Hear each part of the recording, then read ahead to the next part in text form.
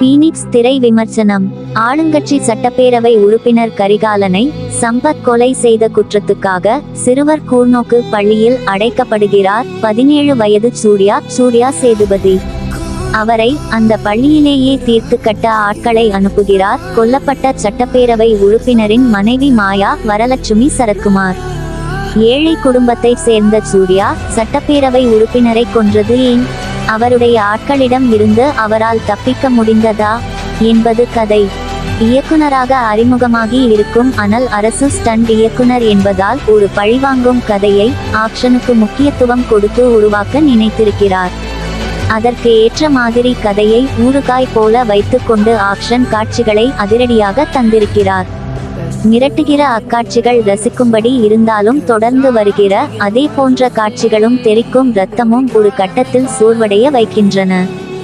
Hero எப்படி இத்தனை பேரை தாக்க முடியும் என்று எழும் கேள்விக்கு பிளாஷ்பேக்கில் வரும் மிக்ஸ்டு மார்ஷியல் ஆர்ட்ஸ் பின்னணி லாஜிக்கான பதிலாக இருக்கிறது. பழைய கதைதான் என்றாலும் அதை புதுமையாக சொல்ல திரைக்கதையில் இயக்குனர் இன்னும் மெனக்கெட்டிருக்கலாம். எளிதாக யோகிக்க முடிகிற காட்சிகள் படத்தின் மீதான எதிர்பார்ப்பை குறைத்துவிடுகிறது.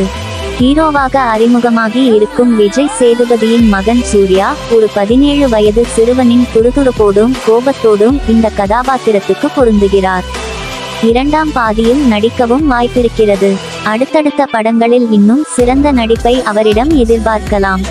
ஏழை அம்மா தேவதர்ஷினி, கொடூரமான எம்எல்ஏ சம்பத், அவருடைய கோபக்கார மனைவி வரலட்சுமி, அரசியல்வாதி அப்பா அஜய் கோஷ், ஹீரோவின் அண்ணன் விக்னேஷ், அவர் காதலி அபி நட்சத்திரா, போலீஸ் அதிகாரி ஹரிஷ் உத்தமன், ஆடுகளம் நரேன், முருகதாஸ், வேல்ராஜ், ஸ்ரீஜித் ரவி என துணை கதாபாத்திரங்கள் கொடுத்த வேலையை செய்திருக்கிறார்கள். 2 மணி நேர படத்தின் வேகத்தை கூட்ட வேல்ராஜின் ஒளிப்பதிவும் சாம் சின் பின்னணி இசையும் பிரவீன் KLின் படத்தொகுப்பும் கடுமையாக உழைத்திருக்கிறது. பீனிக்ஸ் ஆக்ஷன் பிரியர்களுக்கு ஓகே. இது போன்ற திரைப்பட விமர்சனங்களை அறிந்து கொள்ள TL ராக்கர்ஸ் யூடியூப் சேனலை சப்ஸ்கிரைப் பண்ணி கொள்ளுங்கள். பதிவுகள் பிடித்திருந்தால் லைக் பண்ணுங்கள்.